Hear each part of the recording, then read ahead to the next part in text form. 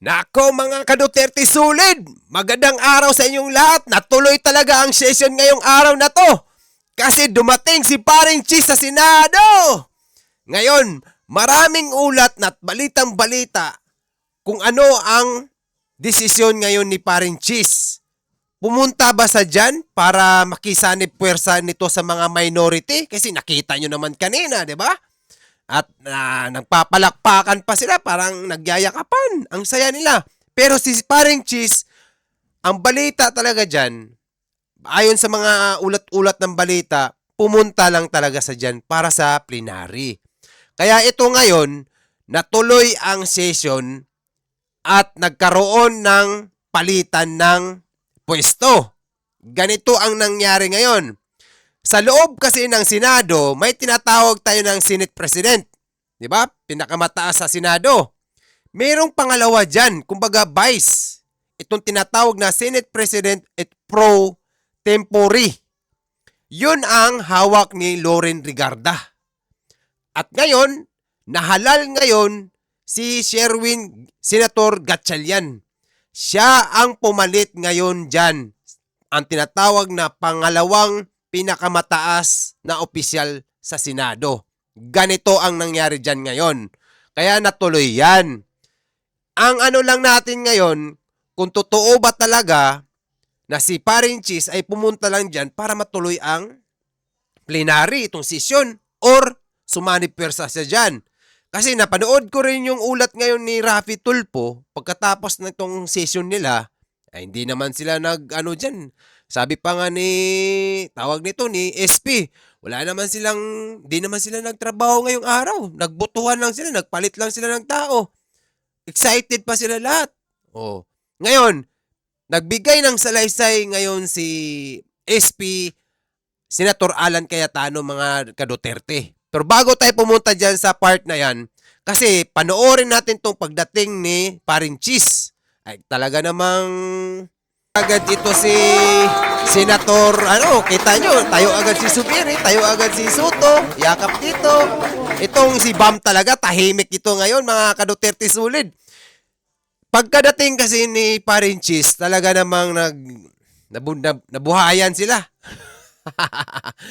Mabubuhayan talaga kayo bukas kasi tuloy ang Blue Ribbon Committee. Dito ngayon papasok itong salaysay ni SP, mga idol. Patungkol to sa lahat dyan sa mga nangyayari ngayon sa Senado at para kay Senator Gatchalian kasi siya yung pangalawang opisyal dyan sa Senado na pinakamataas. O, ngayon, nandyan na sila ngayon, siya nakaupo. Ngayon, masaya sila. Ngayon, si Paring Cheese, alam naman natin kasi may ulat talaga na si Raffy Tulfo nagsabi kanina na 11 pa rin sila. 11 pa rin sila. Wala, hindi nakipagsanib pwersa ito si Cheese, mga ka-Duterte. Bukas natin malalaman talaga ang totoo at bago dyan, panoorin natin tong salaysay ngayon ni SP Senator Alan Cayetano. Ito ay kuha ng SMNI, mga idol, ka-Duterte. Kung titingnan niyo po ang Rule 1 and 2 ng Senado na ayon to sa Philippine Constitution para i-elect ang Senate President at ang Senate President Pro Tem or Pro Tempore ay kailangan po 13. So paano po nila alisin si Senator Loren Legarda kung 12 lang po? At mapapakita po sa inyo mga idol, ilang i-control wait lang. ang premises ng Senado. Narinig nyo ba yon? Yung sinabi niya, i-rewind natin konti ha. I-rewind natin. I-play pa natin ulit. Ay kailangan po. Balik natin sa umpisa. Buhay pa naman po siguro ako, hindi po AI ito. Kung titingnan niyo po ang Rule 1 and 2 ng Senado na ayon to sa Philippine Constitution. Ang sabi niya, ayon sa Rule 1 and 2 at naaayon ito sa Philippine Constitution, pakinggan niyo mabuti. Itong pagpapalit ng tempore, yung pangalawang opisyal na Senado. Pakinggan natin mabuti, mga idol. Para i-elect ang Senate President at ang Senate President Pro Tem or Pro Tem. Ito ha, para i-elect ang Senate President at itong Senate tempore, itong pangalawa. Ay kailangan po 13. So paano po nila alisin? Ay kailangan po 13. Hindi pa sila umabot ng 13 dyan. si Senator Loren Legarda kung 12 lang po sila. Oh, paano mapapalitan ngayon si Senator Loren Regarda kung 11 lang sila? Kung 11 lang sila. Talaga namang, base sa salaysay niya ngayon, kung 11 lang talaga, totoo nga sinabi ni Rapi kanina na 11 lang sila. Pero bakit sila nagpalit ng tempore? Itong pangalawang opisyal ng Senado, si Gatchalian. Bakit nilagay talaga nila dyan? Ayon sa Rule 1 and 2 sa Philippine Constitution, sabi ni Cayetano kanina, di ba? Kailangan ng 13. Bakit pinilit nilang ganon? Alam nila, may batas tayo dyan. Mga senador yan, mga idol. Ito si SP talaga. Abogado to, mga ka-Duterte. Di ba? Ganito ngayon ang gustong-gusto talaga nilang umupo dyan na may tao. Alam naman natin to, si Gatchalian, pag ganun-ganon lang to eh. Pa-wave-wave din to. Pag tingin nila, malakas dito tayo sa Duterte muna kasi delikado. Uy, parang delikado dito sa majority block. Ang daming nakasuhan. Dito muna ako. Ganun lang yun eh. Alam naman natin lang ang politiko mga idol. Sabay sa alon muna tayo dito ngayon. Maliwanag na maliwanag ang sinabi ni SP Cayetano ngayon na 13 dapat. Bakit pinalitan nila si Loren Regarda? Tuloy natin. Kasi may mga yan sila bukas kasi matutuloy talaga ang Blue Ribbon Committee. Tuloy natin to, maiinit ang ulo natin. At mapapakita po sa inyo na gusto nilang i-control ang premises ng Senado at gusto po nilang hindi mag-hearing ang Blue Ribbon Committee bukas. Gusto nilang i-control ang premises ng Senado at ayaw nilang ituloy itong Blue Ribbon Committee. Ang liwanag ng sinabi ni SP. Sapagkat ay binasa po nilang rule para magkaroon po ng acting Senate President. Kailan po ba pwede Para magkaroon ng acting president. Ganun. Gusto nilang hawakan talaga. Yun lang yun. magkaroon ng acting Senate President? Babasahin ko po sa inyong rule. Sabi po, in cases specified in subparagraph C of Section 4 of the rule, the President pro temp shall serve as acting President until the Senate shall have elected a new President. Hindi po sila maka-elect ng new President dahil wala po silang 13. Ulitin ko po, pag may 13 po sila, ako pa mag-o-oath sa kanila. Maliwanag na yan mga ka-Duterte. Grabe kayo ha? Upo-upo muna kahit walang 13. Naninigurado na kayo. Excited na kayo talaga kasi bukas talaga natin malalaman to. Nakakaya to mga ka-Duterte sulid na kung ikaw ay, ito na nga sinasabi ko halos mga abogado kasi dyan sa majority. Yung mga minority, sino bang abogado dyan? Sino bang abogado nakita? Parang wala yata Si Bam, di naman abogado. Si Kiko, sino bang abogado dyan? Si Subiri? Si Gatchalian? Iwan ko si Gatchalian kasi tahimik lang to Sino abogado dyan? Wala. Baka si Tito Soto. Si Risa. Walang abogado yata dyan sa kanila Sino bang naliligaw na abogado dyan? Kita mo sa majority lahat. Yan Chis Escudero, Alan Cayetano, abogado, Marcoleta. Sino pa ba dyan? Ipasok na natin dito si Marami sila dyan. Naku po mga idol. Kaya lahat maganda talaga. Pag gusto nyong iupo ang isang tao sa lalawigan nyo, dapat abogado. Yung alam ang batas.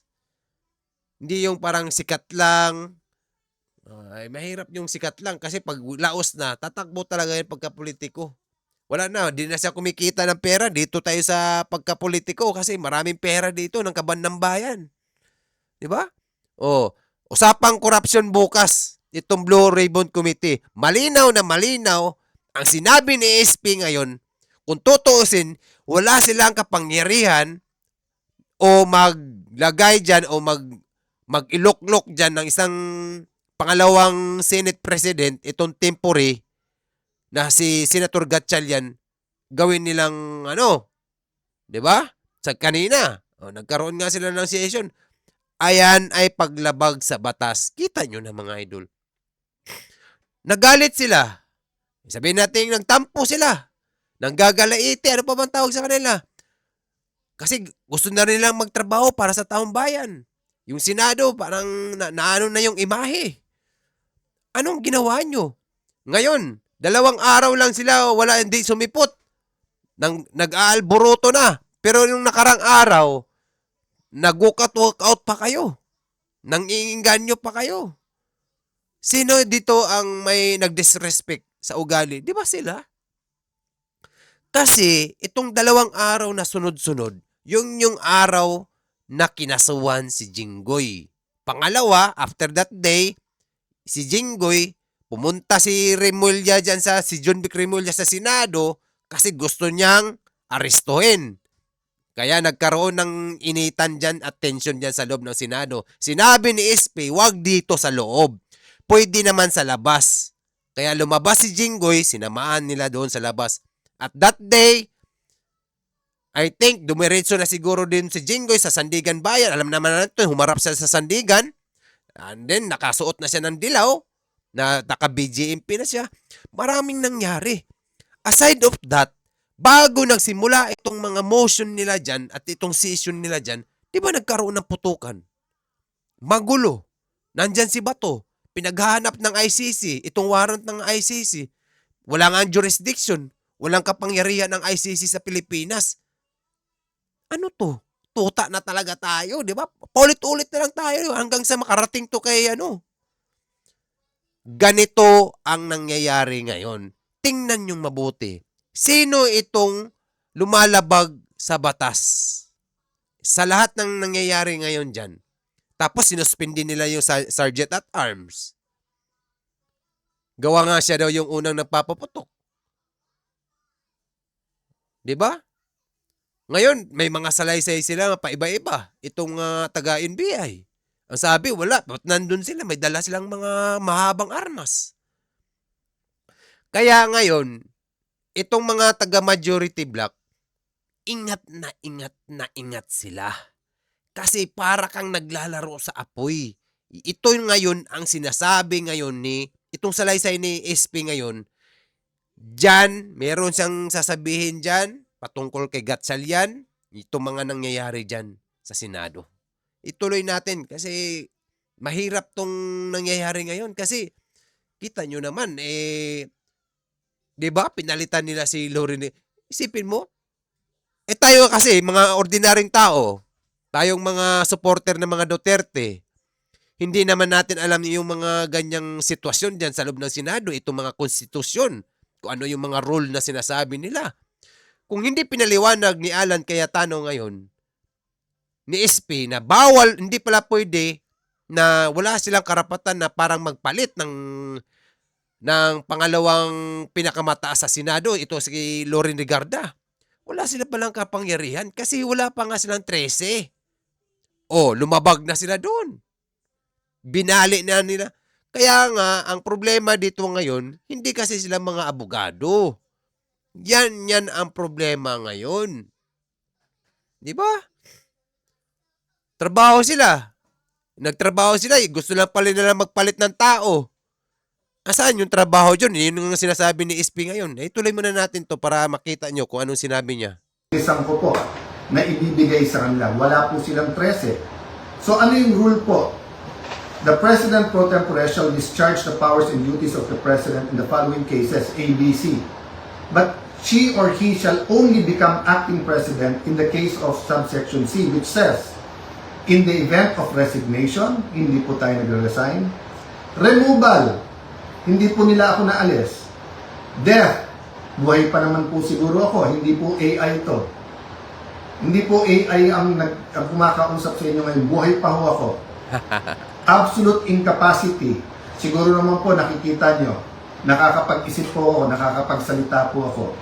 So wala pong ground para... Yon. Itong sinasabi ni SP Cayetano ngayon mga idol, wala silang ground. Kasi buhay na buhay siya, normal siya na tao, may pag-iisip siya, as in normal. Diba? Wala nga lang sila, hindi sila nakasipot. Di ba? Ganito ang nangyayari ngayon. Bakit yung nakaraan, nag-walk out sila? Wala silang sinabi, wala silang naririnig.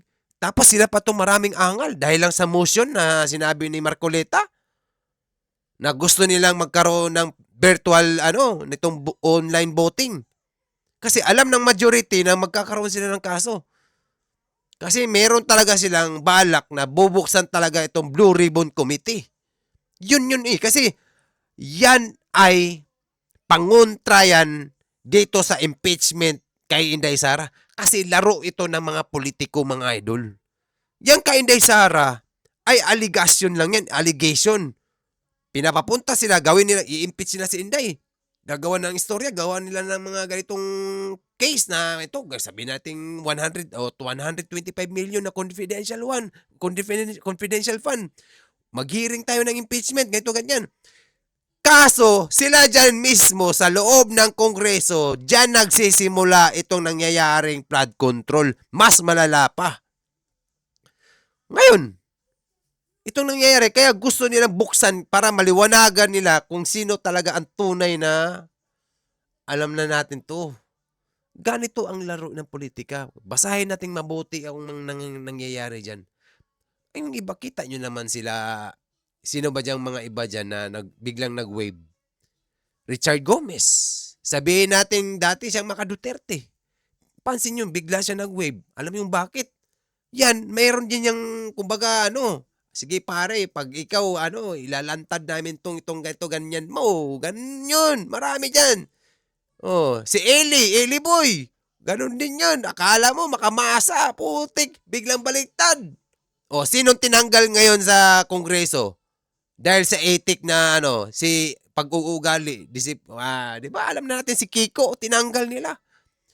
Kasi binubulgar ni Kiko na dyan talaga ang maraming buhaya sa Kongreso.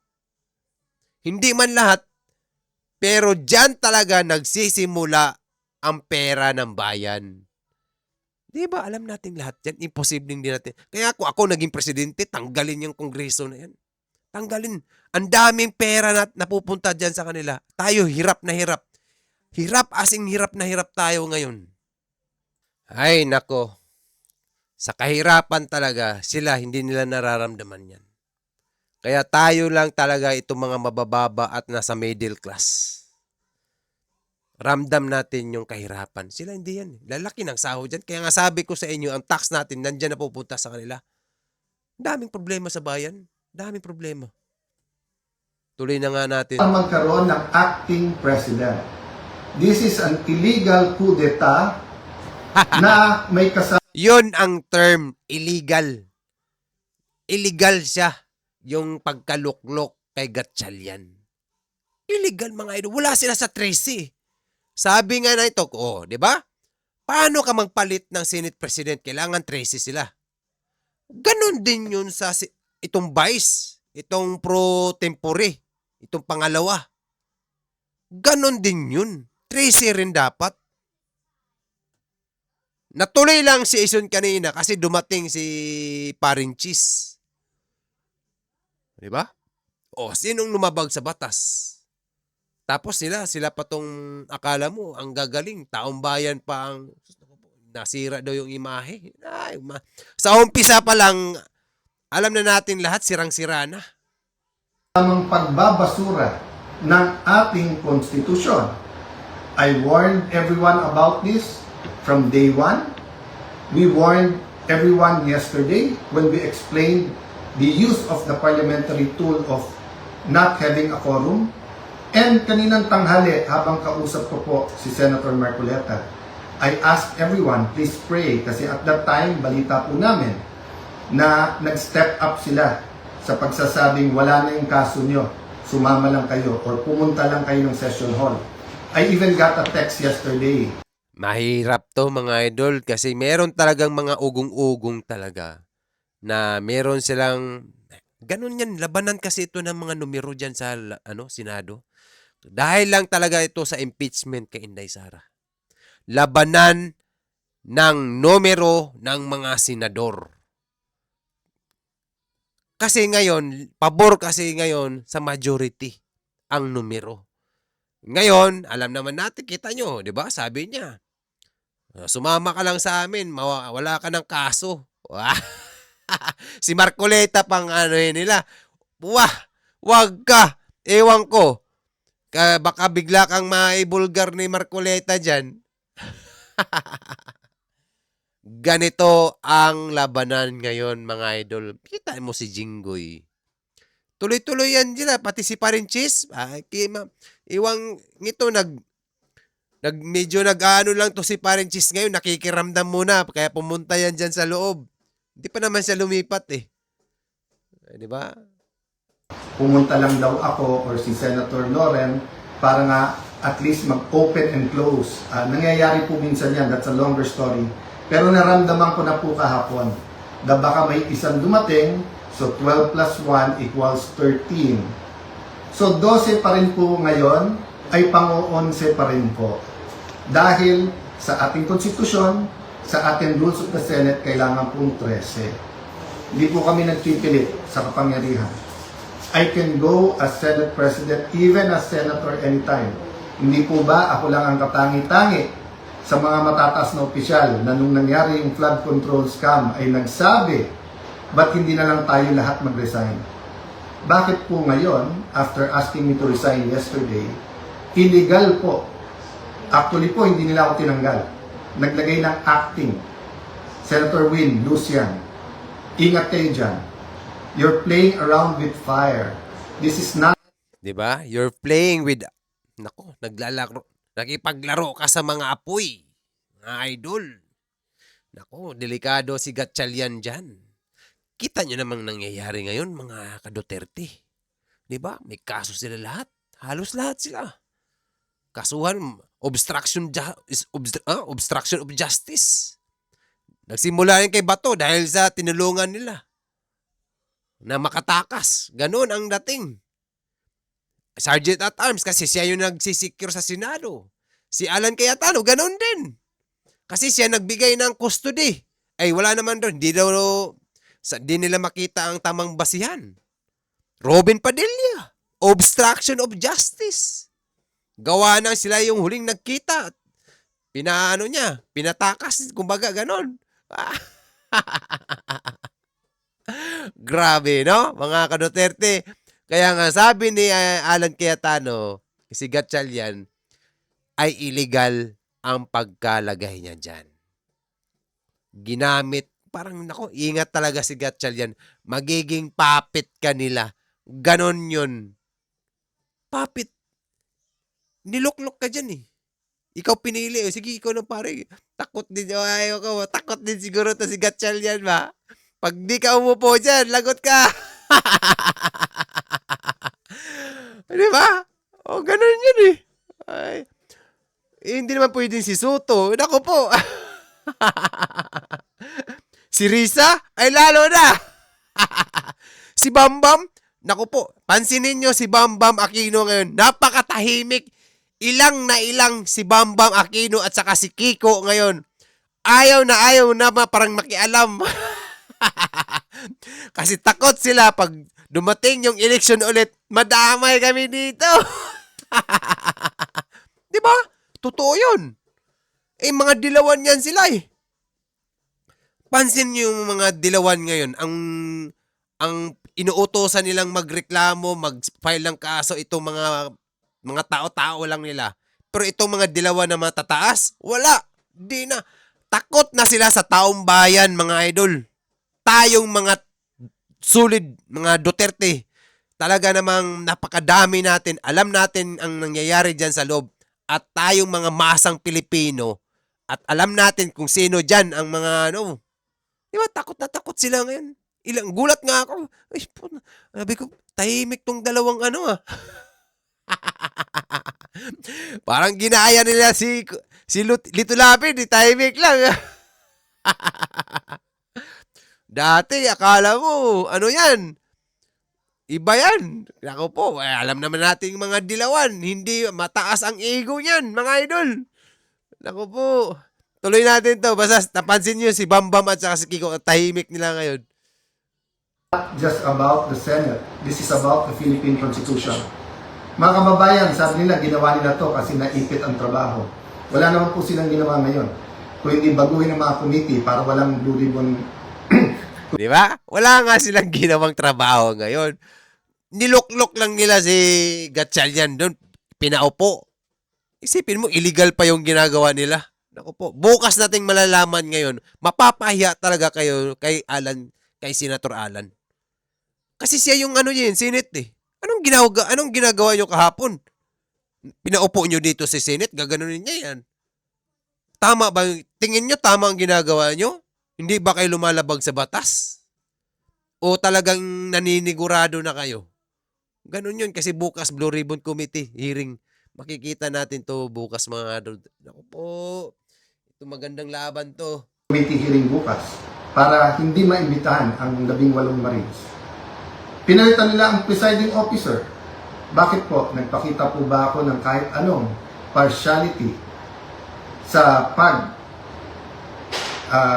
conduct or pag-usog ng impeachment court? Alam niyo po, madidelay po ang impeachment sapagkat pag pinalitan ang rules ay kailangan pa ho na magkaroon ng publication. So pati po ang ating mga arrangement ngayon magbabago. Yan, masaya to. O ano sabi niya? Madidili ang impeachment. Ano, di ba?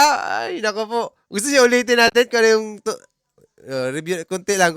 I-rewind lang natin konti. Pag-usog ng impeachment court. Alam niyo po, madidelay po ang impeachment sapagkat pag pinalitan ang rules ay kailangan pa ho na magkaroon ng publication. So pati po ang ating mga arrangement ngayon magbabago. Masaya to. Kasi gigil na ang taga-kamara mga ka-Duterte. Alam niyo mga idol, para sa akin, mas maganda nga magsimula na eh. Sa totoo lang, para sa akin para maging malinis itong ang Duterte, lalo-lalo na itong legal team ni Inday, matagal na silang handa dyan. Noon pa, handang-handa na yan sila. Alam na ni Inday Sara, kaya kumuha na kagad sila ng legal team. Diba, ang tagal na yung legal team niya dyan? Alam, di pa basta-basta yan. Kasi lalong-lalo na, ito ay usaping, eleksyon ng mga presidente.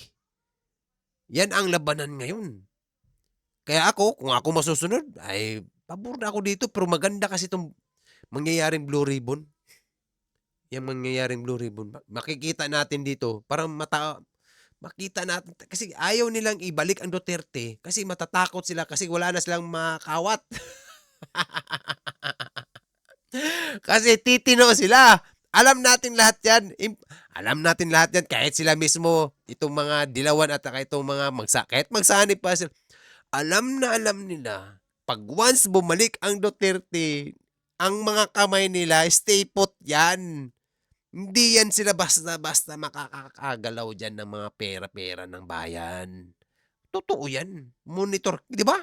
Kaya nga merong anti-corruption noon sa panahon ni Tatay Digong eh. O, panahon ni Junior ngayon, wala pang isang buwan, tinanggal na agad. Sipin mo, bakit tinanggal? Di ba? Tapos kita nyo nangyayari ngayon. Kung hindi naghusga ang langit, hindi nagkaroon ng lindol, baha, bagyo, mga ganun, hindi mabubuking lahat ang itong nangyayaring korupsyon. Dahil hinusgahan tayo ng langit. Nagkaroon ng lindol, sakuna, bagyo, baha, grabe. Nakita na, kasi ang tao ngayon, may mga cellphone na. Bakit ganito akala namin, okay na dito. Tik naman, Ghost Project pala dito. Di ba? Akala mo, sabi niya, marami na tayong natapos na itong flood control project. Almost 5,000 na ang natapos. Ngayon, dumating ang baha, nagkaroon ng bagyo. Nabuking ang lahat dahil doon. Kita nyo mga idol, ang langit na talagang naghusga. Matagal na yan ginagawa nila, lalong-lalo ng part ng Bulacan. Ilang dekada ang Bulacan na lubog sa baha, umulan lang ng konti. At merong ng part na dyan sa Bulacan na stagnant na yung tubig, hindi na talaga bumababa. Pero walang gumagawa. Ang daming nakatira. Imposible wala naman silang barangay kapitan. Imposible na wala silang mayor. Wala silang congressman. Ano yun? Imposible yun na wala talagang budget para dyan. Matagal na yan. Ngayon lang na booking. Kasi nagkaroon. Inusgahan tayo ng langit. Mga ka-Duterte. Ay, tuloy na nga natin to sinasabi ni SP. Ay, Bukod pa ho doon, pwede mag-motion for reconsideration kung legal. Ang problema, illegal po ang sesyon kanina. So this is legal ha? their answer to the crisis they made. From May 11 till now, crisis after crisis, pinapasok yung NBI ng May 11, binaboy din tayo ng May 13, pagkatapos issue after issue, at ngayon naman po, instead of a simple adjournment sine die, kung saan meron tayong isang buwan na magtrabaho mga committee, pagkatapos uumpisa na natin ang impeachment, they're going to bring the Senate and the country into a political crisis. Ako'y nakikiusap sa lahat. Correct your mistakes. Wala namang problema because I issued an advisory kanina na nakasine die tayo. The country is already in economic crisis. Hindi lang nararamdaman to ng mga upper class. The world is in crisis because Diba? Ito yung sinasabi ko. Tayong mga mahihirap at nasa middle class, ramdam na ramdam natin yung hirap. Ang gutom. Krisis, mga idol. Ramdam natin to. Yan ang sinasabi ni Tulpo, ito ni Cayetano, ni Espina, hindi nararamdaman ng mga upper class. Yang mga mayayaman. Sila mismo. Kasing lalaki ng sahod nila eh. Tayo. Ang liliit kaya. Mga laborer lang tayo. Kawawa tayo mga idol. Kontraktor. Magkano lang minimum natin sa isang araw? Samantalang kanila, times 5 siguro, times 10. Kita mo naman. Diba? Ito yung sinasabi ni SP Alan Cayetano. Crisis ang Pilipinas. Hindi lang nila tayo ang kawawa. Diba? Grabe. of what's happening in Israel, Iran, US, in what's happening with that conflict. Marami pong naghihirap na, mas maraming maghihirap pa. We Correct. need the impeachment to be fair and impartial. We need to investigate the flood control scam in a very impartial way that will be satisfactory to all our people. And we Yan. need a functioning Senate, an independent Senate. Tama Huwag yan. niyo po kaming alalahanin mga kababayan. Okay po ako. They can try to remove me, they can kill me, but they will not kill the idea of a democratic Philippines led not by men, but by laws, led by the Philippine Constitution. Kung sabi niyo po at natatawa yung iba that the Senate is under attack, 2023 pa lang ho, yung PI, gusto pong amendahan yung Constitution. After magsalita si Senator Aimee, wala daw katotohanan yun. Eh ngayon po, binasura ang Constitution. Ano ba tingin yung kasunod nito? So mga kababayan, again, God is sovereign. Let's all reflect on this and pray. But tomorrow, tuloy ang hearing ng Blue Ribbon Yan. Committee. I am still the legitimate, legal, moral Senate President of the Republic of the Philippines. There is still functioning committees. We have to hear the testimonies. Invited po, pati po yung mga gumawa ng illegal ngayon. You can try to stop us, but you will be stopping the Filipino people. Correct. So sa ating mga kababayan who wants to pray or have a prayer vigil sa Senado bukas, pumunta po kayo. Pag hindi po kami pinapasok, de sama-sama na po tayo outside the Kulambo. Ang problema po, pag in-outside nyo the Kulambo, ang mga legitimate leaders ng Senado, para nyo na pong sinabing sinunod nyo po ang Philippine Constitution. Sana naman po, tonight, makapag-isip-isip ang mga gumagawa nito. Again, sincerely po, we pray for all of our leaders and we tell everyone here, let's pray for our country and may God bless the Philippines. May God na bless the Philippines, mga ka-Duterte solid. Kaya ito mga idol, itong salaysay ni SP Alan Cayetano ay napakaganda. Naliwanagan tayo ngayon kung ano yung mga totoong nangyari at alam natin na yung ginawa kanina sa Senado ay illegal, hindi tama. Pero sa at least ngayon, nakita na natin na mali, 'di ba? At least maliwanag, 'di ba? Nakita na ano natin na uy, di talaga tama ang ginawa nila. Illegal 'yon. Yung ginawa nila kay Gatchalian at pagpapalit ng liderato diyan, itong pangalawang temporary, itong Senate President temporary ang tawag kay Gatchalian. Si Loren Ligarda dati, ngayon si Gatchalian niya ay mali, illegal pala 'yon. Ngayon, bukas ay itong Blue Ribbon Committee. Abangan natin 'to mga ka-Duterte. Dito natin malalaman ngayon kung gaano sila ka-exciting kung pagdating sa trabaho ng taong bayan. Okay? Kaya thank you Senator Alan Cayetano sa inyong magandang salaysay kasi kahit kami, tayong mga ordinaryong tao, talagang walang alam. Promise. Kahit ako mismo, kung di lang nagsalita ito si Cayetano, akala mo natin lahat na pinalitan na talaga ang Senate President. Oh, hindi pala. Ito ay itong lang, temporary lang. At yan pala ay illegal. Oh. See? Di ba? Kasi maraming nangyaring hindi maganda sa Senado. At ingat na ingat sila ngayon. Kasi alam naman natin lahat, halos lahat sila dyan ay nagkakaproblema. Oh, ingat lang si Gatchalian kasi parang nakikipaglaro siya sa apoy. Yan ang sinasabi ni SP Alan Cayetano. Kaya maraming salamat mga ka-Duterte. Huwag tayong mag-alala kasi si paring Cheese ay hindi pa sumanib sa mga minority. 11 pa rin sila. Kaya bukas malalaman talaga natin to. Abangan natin to kasi mga abogado yan. Maganda to mga idol. Ito'y lahat ay patungkol sa allegation ngayon nila. Kung totoo ba talaga, kung malinis ka ngayon, makikita natin to ngayon, ng mga ebidensya, lahat. Abangan natin to. Kaya kung gaano ka-excited itong Tulfo Brothers, di ba? Dito natin, excited pa naman to sa pag-content nila. Grabe. Okay, ingat. Maraming salamat mga ka-Duterte Solid. Thank you sa lahat sa mga nag-follow at na-subscribe. Mag-ingat tayong lahat at may save the Philippines. And ingat tayo. Thank you. And goodbye. See you, mga idol.